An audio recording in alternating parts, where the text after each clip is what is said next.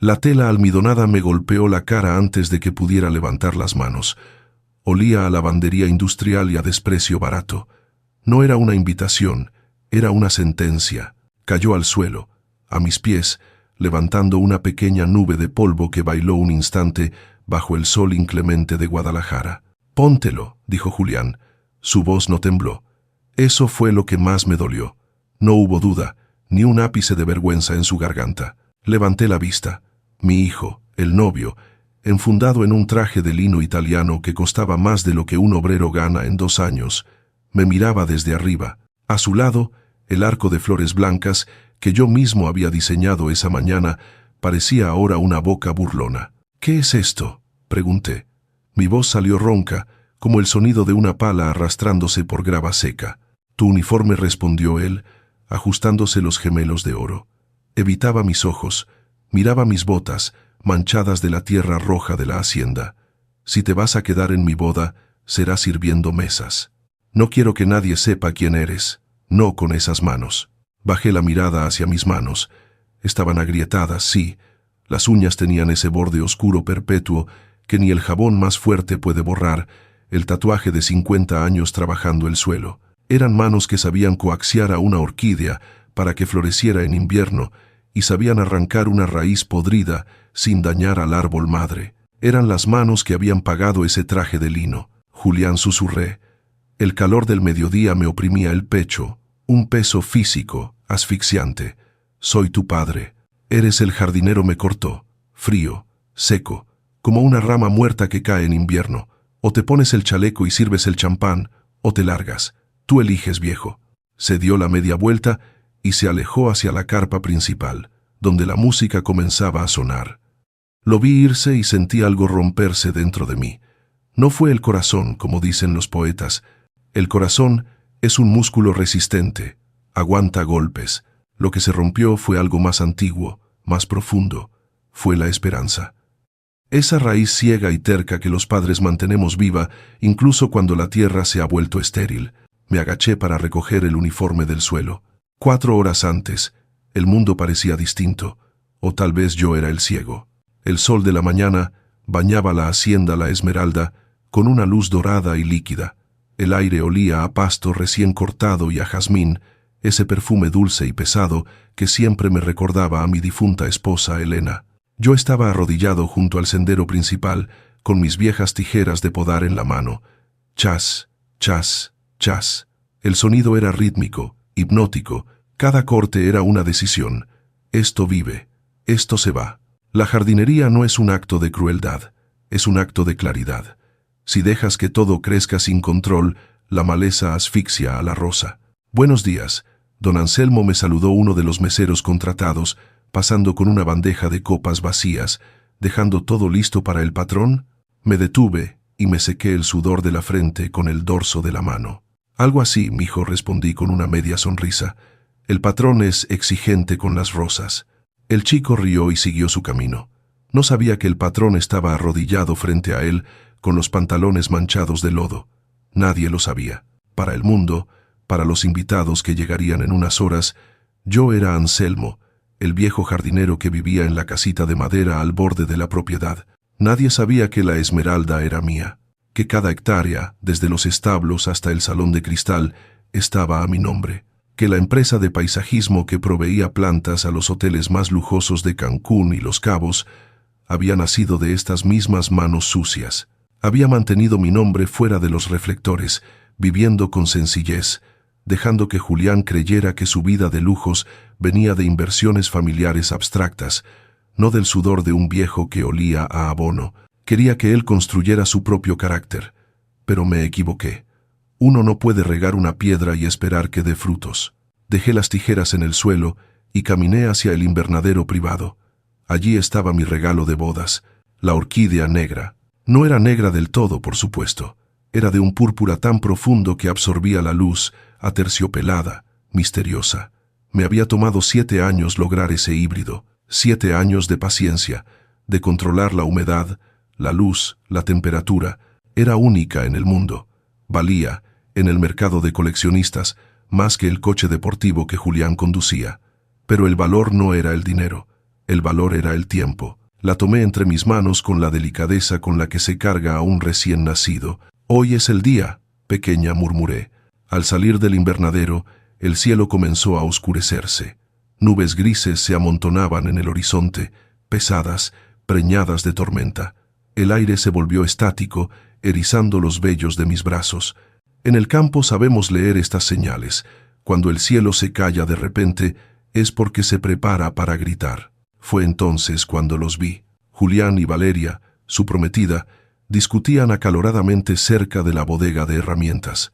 Valeria era hermosa de esa manera manufacturada que está de moda, piel perfecta, dientes demasiado blancos y ojos que escaneaban todo buscando etiquetas de precio. Al verme, se callaron. Pero no fue un silencio de respeto, fue el silencio de quien interrumpe una conspiración. «Papá», dijo Julián forzando una sonrisa que no llegó a sus ojos. Parecía un animal acorralado. «Te estábamos buscando». «Tengo algo para ustedes», dije, levantando la orquídea. Valeria ni siquiera la miró. Sus ojos estaban fijos en el sobre que Julián sostenía en la mano, arrugándolo con nerviosismo. «Eso puede esperar», dijo ella, con una voz aguda que sonaba a cristal rompiéndose. «Tenemos un problema, Anselmo. Un problema grande». Me hicieron señas para que entrara a la bodega. El lugar olía a aceite de motor, fertilizante y polvo antiguo. Era mi santuario, pero con ellos dentro se sentía como una celda. «Necesitamos que firmes esto». Julián me extendió el papel. Su mano temblaba ligeramente. Dejé la maceta sobre una mesa de trabajo y tomé el documento. No necesité mis lentes para leer el encabezado. Era una cesión de derechos. Querían vender la casita de madera, mi hogar, el único lugar que oficialmente figuraba a mi nombre en el registro público local, aparte de la hacienda que estaba bajo un fideicomiso ciego. «¿Vender mi casa?», pregunté, levantando la vista. Sentí una punzada en el estómago, fría y aguda. «¿Por qué?». «Deudas». Papá Julián se pasó la mano por el cabello engominado, deshaciendo su peinado perfecto. «Inversiones que salieron mal, criptomonedas, negocios, cosas que tú no entenderías. Necesitamos liquidez ya. El organizador de la boda amenaza con cancelar el banquete si no pagamos el resto en una hora». «Cosas que no entendería», repetí. La ironía era amarga en mi lengua. «Entiendo que gastas más de lo que tienes. Entiendo que quieres vender el techo de tu padre para pagar una fiesta de una noche». «Es mi boda», gritó Valeria. Dio un paso adelante, invadiendo mi espacio. Olía a perfume caro y a desesperación. «Va a venir gente importante, influencers, socios, prensa. No podemos cancelar. Sería la humillación total. Esa casucha vieja no vale nada para ti. Tú puedes dormir aquí en la bodega o, no sé, irte a un asilo. Estarías mejor cuidado». Me quedé inmóvil. La palabra asilo flotó en el aire, pesada y tóxica. «Esa casucha», dije lentamente, midiendo cada sílaba para no dejar salir la ira que me hervía en la sangre. «La construí con tu madre, Julián. Cada tabla la clavé yo. Mamá está muerta». Julián golpeó la mesa de trabajo, haciendo saltar un destornillador. «Deja de vivir en el pasado. Firma el maldito papel». Miré a mi hijo. Realmente lo miré. Busqué al niño que solía correr por este mismo jardín con las rodillas raspadas, el niño que lloraba cuando se moría un pajarito. No estaba. Frente a mí solo había un extraño con un traje caro y un alma barata. Dicen que la sangre llama, pero a veces la sangre solo es un líquido rojo que compartimos por accidente biológico. No dije. El silencio que siguió duró un siglo. Se escuchaba el zumbido de una mosca golpeando contra el vidrio sucio de la ventana, intentando escapar. «¿Cómo que no?», susurró Valeria. Su rostro se contorsionó, perdiendo toda su belleza artificial. «No voy a firmar. Cancelen la fiesta si es necesario. Tal vez así aprendan lo que cuesta ganar un peso». Valeria soltó un grito de frustración y en un movimiento rápido y violento manoteó la mesa. El sonido fue desgarrador. Cerámica contra concreto. La orquídea negra cayó al suelo. La maceta se hizo añicos. La planta, mi obra maestra de 7 años, quedó tendida sobre el cemento sucio, con el tallo principal partido en dos, derramando su sustrato oscuro como si fuera sangre. «Maldita sea», chilló ella, mirándose el zapato. «Esa porquería me ensució el tacón». Me agaché lentamente. Mis rodillas crujieron. Toqué los pétalos aterciopelados, ahora cubiertos de polvo. Sentí un dolor físico, agudo, como si me hubieran arrancado un dedo. No por la planta, sino por lo que representaba. Era el último gesto de amor puro que tenía para darles, y lo habían tratado como basura. «Es solo una planta estúpida», escupió Julián, mirando mi espalda encorvada con asco. «Como tú, siempre con tus plantas, siempre con tu tierra. Nunca fuiste un hombre de negocios, nunca fuiste alguien importante. Solo eres un jardinero glorificado». Me levanté, despacio, muy despacio. Cuando me giré para encararlos, ya no sentía calor. Sentía un frío glacial, absoluto, el tipo de frío que mata las cosechas en una sola noche. «Recoge eso», le dije a Valeria. «¿Qué?». Ella parpadeó, incrédula. «Recoge la planta y pide perdón». Valeria soltó una carcajada estridente, nerviosa.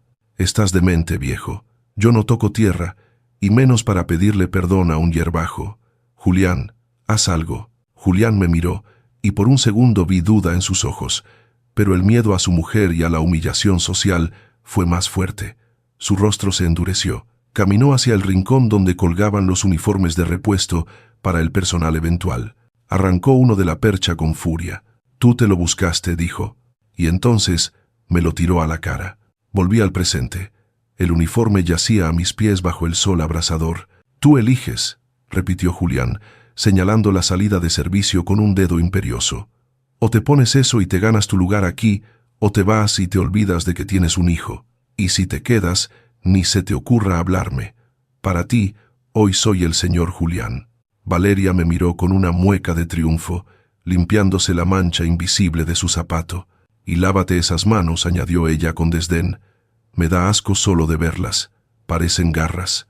Se dieron la vuelta y caminaron hacia la mansión, riendo, convencidos de su victoria, convencidos de que habían podado la rama seca que les estorbaba. Me quedé solo. El viento comenzó a soplar más fuerte, agitando las copas de los árboles centenarios que rodeaban la hacienda. Las hojas susurraban secretos antiguos. «Paciencia», decían, «paciencia». Pero la paciencia del jardinero tiene un límite. Hay un momento en que ya no se puede enderezar el árbol. Hay un momento en que hay que cortar. Me agaché y recogí la chaquetilla blanca de mesero. La tela era áspera entre mis dedos callosos. Caminé hacia la bodega, pero no para esconderme. Entré y cerré la puerta. El aire seguía oliendo a la orquídea rota que yacía en el suelo, un cadáver vegetal testigo de la traición. Me quité mi camisa de trabajo, la que olía a sudor honesto y a tierra fértil. Me puse la camisa blanca, almidonada, rígida. Me apretaba en el cuello. Me puse el chaleco negro. Me miré en el espejo manchado que colgaba sobre el lavabo. Lo que vi no fue a un mesero. Vi a un hombre que había pasado la vida construyendo cimientos para que otros construyeran castillos en el aire. Vi los surcos en mi cara, cada arruga una historia de sacrificio, y vi mis ojos. Ya no eran los ojos de un padre, eran los ojos de un juez. Metí la mano en el bolsillo de mi pantalón viejo y saqué un teléfono celular. No era uno de esos smartphones brillantes que usaba mi hijo. Era un modelo antiguo, un ladrillo indestructible, con teclas de goma gastadas. Marqué el número de memoria. Solo sonó 2 veces. «¿Don Anselmo?». La voz al otro lado era grave, respetuosa. «Licenciado Mendoza, mi abogado, mi confidente, el único hombre que conocía la magnitud de lo que yo poseía». «Mendoza», dije. Mi voz sonó extraña, carente de emoción, como la calma antes del huracán. «¿Estás cerca?». «Sí, señor. Estoy en la oficina del centro». «¿Ocurre algo?». Pensé que hoy estaría celebrando. Miré los restos de la orquídea en el suelo. Miré mis manos sucias. Hubo un cambio de planes. «Necesito que vengas a la hacienda. Ahora». «¿Ahora?». «Pero la ceremonia está por empezar». «Ahora», repetí, cortante. «Y Mendoza, trae la carpeta roja, la de las escrituras originales y los documentos del fideicomiso». Hubo una pausa al otro lado de la línea. Mendoza era un hombre astuto. No necesitaba muchas explicaciones para oler la sangre en el agua. «Entendido, don Anselmo. ¿Llevo a seguridad?». «Sí. Y ven en el coche grande, el Rolls Royce». «Señor, ¿está seguro? Usted siempre ha preferido el perfil bajo». Apreté el teléfono con tanta fuerza que mis nudillos se pusieron blancos. contrastando con la tierra oscura que aún tenía bajo las uñas. Recordé la cara de Julián al tirarme la ropa, recordé el asco de Valeria, recordé los años de silencio, de dar y dar esperando que algún día floreciera la gratitud. Pero hay suelos que son simplemente estériles, y en suelo estéril, lo único que crece es la arrogancia. Estoy seguro, Mendoza dije, mirando mi reflejo en el espejo sucio. El viejo jardinero había desaparecido. El dueño de todo estaba a punto de salir a escena. Hay mucha maleza aquí, y hoy voy a arrancarla de raíz. Colgué, me terminé de abotonar el chaleco. Me lavé las manos, frotando con fuerza, viendo cómo el agua marrón se iba por el desagüe. No estaba limpiando la tierra, me estaba limpiando la paternidad. Salí de la bodega. El cielo retumbó con un trueno lejano, profundo y gutural. La tormenta ya estaba aquí, y tenía mi nombre. Salí de la bodega con una bandeja de plata en la mano, equilibrando 6 copas de cristal que tintineaban con cada paso, un sonido frágil y nervioso, como dientes castañeteando de frío. El uniforme me quedaba estrecho en los hombros, una segunda piel que no me pertenecía, diseñada para encoger a quien la llevara. La fiesta estaba en su apogeo. Bajo la carpa blanca, la gente se movía como un banco de peces brillantes, todos destellos y bocas abiertas, pero sin dirección. El aire bajo la lona era denso, una mezcla sofocante de perfumes caros, sudor contenido y esa electricidad estática que precede a la lluvia. Mis oídos, acostumbrados al silencio del crecimiento vegetal, captaban fragmentos de conversaciones que flotaban como polen tóxico. Una maravilla de lugar, sí. Julián dice que es herencia de la abuela. Valdrá millones cuando la lotifiquen para condominios. El viejo está senil. Cuestión de meses para que firmen la venta. Serví una copa a un hombre con reloj de oro. Ni siquiera me miró. Para él, yo no era una persona. Era un brazo mecánico que dispensaba alcohol. Me moví entre ellos, invisible, el fantasma en mi propia casa. Julián estaba en el centro de la pista, con un micrófono en la mano y la otra rodeando la cintura de Valeria. Sonreían con esa felicidad ensayada de las fotos de revista, esa que no llega a arrugar las comisuras de los ojos. «Bienvenidos a nuestro hogar», gritó Julián, y su voz amplificada rebotó en los muros de la hacienda. Hacienda La Esmeralda, un legado que ha estado en mi familia por generaciones, y que pronto, con la ayuda de mis nuevos socios, llevaremos al siguiente nivel. Hubo aplausos, aplausos secos, rápidos, el sonido de manos que no trabajan chocando entre sí. Yo estaba en una esquina, cerca de la mesa de los regalos, cuando Julián me vio. Sus ojos se entrecerraron. No había gratitud por haber aceptado el papel de sirviente. Había molestia porque mi presencia, incluso disfrazada, le recordaba una verdad incómoda. Me hizo una seña, un chasquido de dedos, clac, como se llama a un perro callejero. Me acerqué. El trayecto se sintió eterno. Mis botas de trabajo, lo único mío que me permitieron conservar, pesaban como si estuvieran hechas de plomo. «Señor», dije, bajando la cabeza. La palabra me supo a ceniza. Julián se rió, dirigiéndose a un grupo de inversores que lo rodeaban. «Ven, el servicio aquí es antiguo, pero obediente». Luego, bajando la voz para que solo yo escuchara, siseó: «Tienes lodo en la suela, imbécil. Estás manchando la alfombra roja». Miró hacia abajo, a sus propios zapatos, mocasines de piel italiana, brillantes como espejos negros.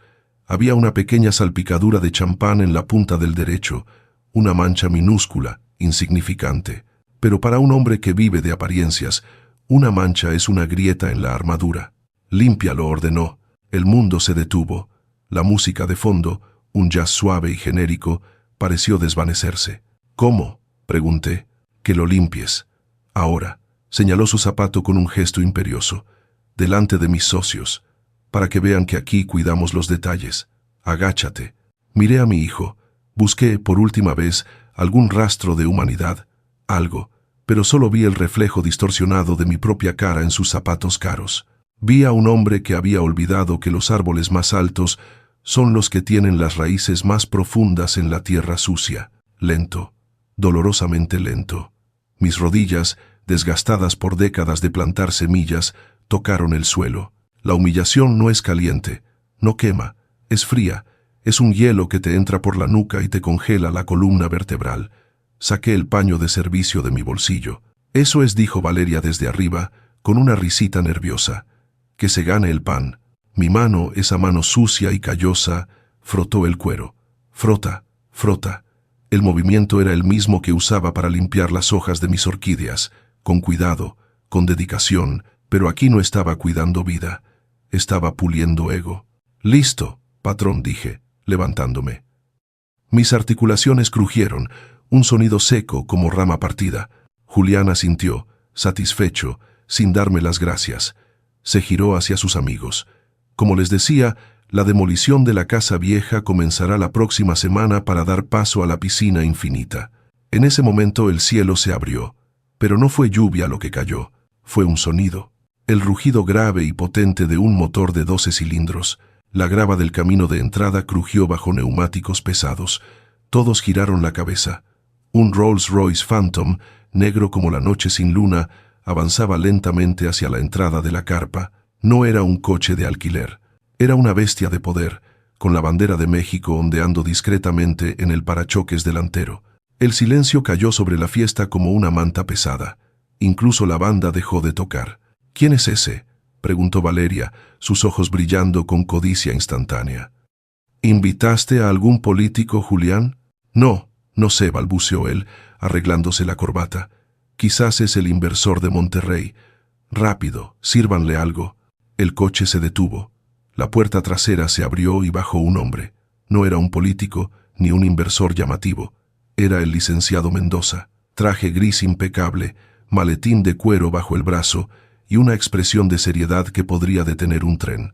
Detrás de él, 2 hombres de seguridad, anchos como robles, se desplegaron con profesionalismo. Julián corrió hacia él, con su mejor sonrisa de vendedor puesta. «Bienvenido. ¡Qué honor! Soy Julián, el dueño de...» Mendoza ni siquiera parpadeó. Pasó de largo a Julián como el agua de un río esquiva una piedra inútil. Sus ojos escanearon la multitud, ignorando las joyas, los vestidos y las bandejas de comida. Buscaban algo más. Sus ojos se posaron en mí. Yo estaba de pie junto a la columna, con la bandeja vacía en una mano y el paño sucio en la otra. Un viejo mesero encorvado. Mendoza caminó hacia mí. El sonido de sus pasos resonó en el silencio sepulcral de la carpa. Tac, tac, tac. Julián se quedó petrificado, con la mano extendida hacia la nada. «Oiga, señor, el servicio está por allá». Mendoza se detuvo frente a mí, se cuadró, y entonces hizo algo que nadie esperaba.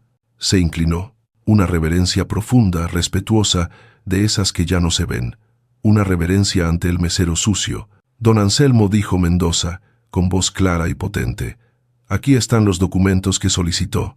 Las escrituras originales de la Hacienda La Esmeralda, el título de propiedad de Viveros Nacionales S.A. y la revocación del fideicomiso familiar». Extendió la carpeta roja hacia mí. Solté la bandeja. El metal golpeó el suelo de piedra con un estruendo que hizo saltar a media docena de invitados. Las copas se hicieron añicos. El sonido de cristal roto fue la campana que anunció el final de la farsa. «Gracias, Mendoza», dije. Mi voz ya no era ronca, era la voz del dueño. Tomé la carpeta. Mis manos sucias mancharon el cuero fino. No me importó. Abrí el dossier y saqué mis viejas tijeras de podar que había guardado en el bolsillo interior del chaleco, rescatadas de donde Julián las había tirado. Las puse sobre la carpeta. Metal oxidado sobre cuero rojo. «¿Papá?» La voz de Julián era un hilo, un susurro aterrorizado. «¿Qué? ¿Qué es esto?» «Esto», dije, levantando las escrituras, «es la verdad». Caminé hacia el centro de la pista. La gente se apartaba a mi paso como si tuviera una enfermedad contagiosa, o quizás, por primera vez, veían el aura de autoridad que siempre había estado ahí, oculta bajo la tierra. «Julián», dije. No grité, no hacía falta. El silencio amplificaba cada sílaba. «Dijiste hace una hora que yo era solo el jardinero, que mis manos te daban vergüenza, que esta hacienda era tu legado». Levanté el papel sellado ante la multitud. «Hacienda La Esmeralda, propietario único, Anselmo Gutiérrez. Adquirida en 1985, pagada con 40 años de sol a sol». Valeria se llevó las manos a la boca. Su maquillaje perfecto comenzaba a cuartearse bajo la presión del pánico. Pero, tú eres pobre, balbuceó ella. Vives en una choza. Vivo donde soy feliz, respondí, mirándola fijamente. La riqueza no es tener una mansión, niña. La riqueza es dormir tranquilo. Algo que ustedes no han hecho en meses, ¿verdad? Hice una señal a Mendoza.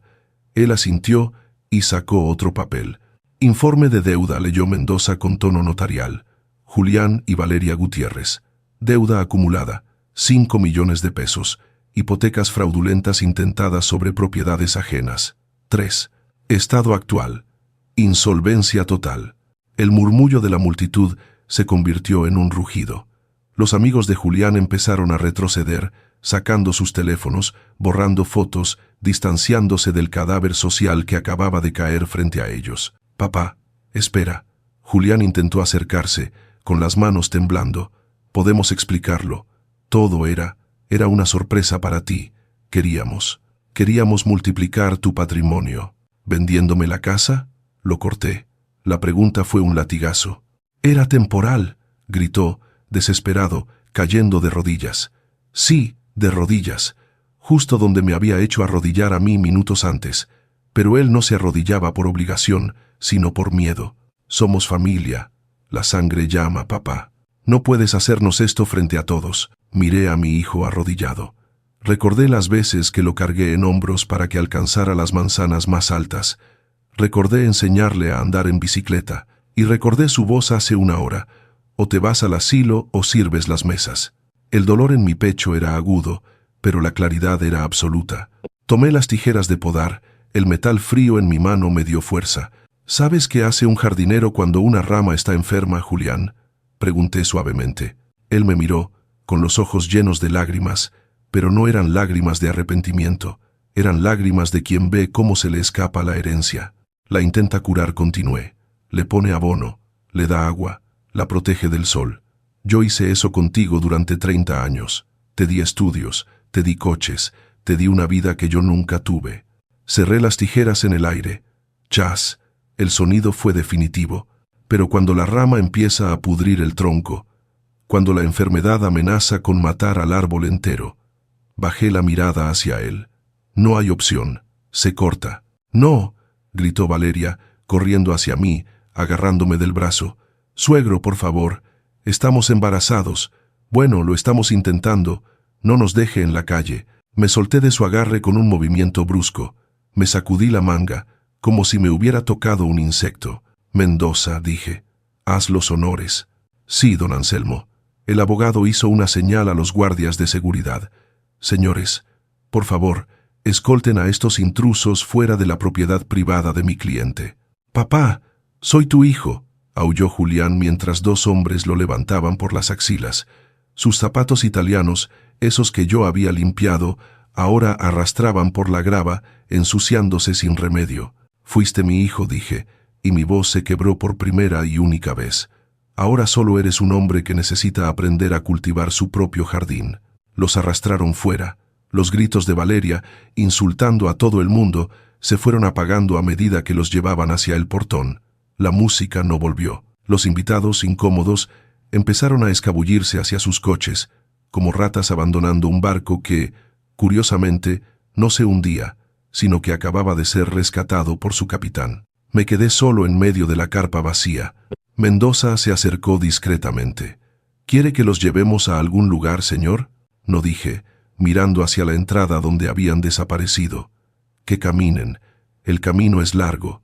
Tal vez les sirva para pensar. ¿Y la fiesta? Se acabó. Dile al personal que pueden llevarse toda la comida y el vino, que se lo lleven a sus casas. Ellos sí trabajaron hoy. Mendoza asintió y se retiró, dejándome espacio. Sabía que necesitaba respirar. El primer trueno real rompió el cielo justo encima de nosotros, y entonces la lluvia llegó.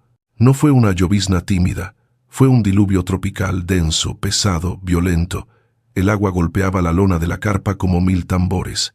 Caminé hacia el borde, donde la lluvia caía sobre el jardín. Me quité el chaleco de mesero, lo dejé caer al suelo mojado. Me quité la camisa almidonada, desabotonándola con dedos temblorosos, dejando que el aire fresco tocara mi piel. Me quedé en mi camiseta interior, sintiendo las gotas frías salpicar mi cara. Caminé bajo la lluvia. Mis botas se hundieron en el barro. Chop, chop, ese sonido, el sonido de casa. Fui hasta donde habían tirado la orquídea negra. Ahí estaba, empapada, cubierta de lodo, con el tallo principal roto colgando tristemente. Parecía muerta. Cualquiera hubiera dicho que era basura. Me arrodillé en el fango. El agua me empapaba el pelo gris, mezclándose con las lágrimas que finalmente me permití derramar. No lloraba por Julián, lloraba por la inocencia perdida, por el tiempo que se va y no vuelve. Tomé la planta con mis 2 manos, mis manos sucias, mis manos sabias. Examiné la raíz, blanca. Todavía había puntas blancas, firmes, vivas bajo la tierra negra. El corazón de la planta latía. Estaba herida, sí. Quizás nunca volvería a ser tan alta como antes. Quizás la cicatriz del corte quedaría ahí para siempre, pero viviría. Saqué mis tijeras. Con un movimiento preciso, corté la parte muerta, la parte que Julián y Valeria habían roto. El tallo cayó. Solo quedó la base, pequeña, humilde, pero aferrada a la vida. Vamos a empezar de nuevo. Vieja amiga, susurré a la planta, acunándola contra mi pecho mientras la lluvia lavaba el lodo de sus hojas. Tú y yo, desde abajo. Me levanté. La hacienda se alzaba a mis espaldas, imponente, vacía de parásitos. El jardín respiraba aliviado bajo la lluvia. La poda había sido brutal. La herida sangraba savia. Pero mientras caminaba hacia mi pequeña casita de madera, con la orquídea rescatada en brazos, sentí algo que no había sentido en años. Paz. La paz profunda y silenciosa de la tierra, después de la tormenta. Dicen que el árbol llora cuando le cortan una rama. Es cierto, pero también es cierto que, la próxima primavera, donde hubo un corte, brotarán 2 ramas nuevas, más fuertes, más sabias. Y esta vez, tendré cuidado de no regarlas demasiado.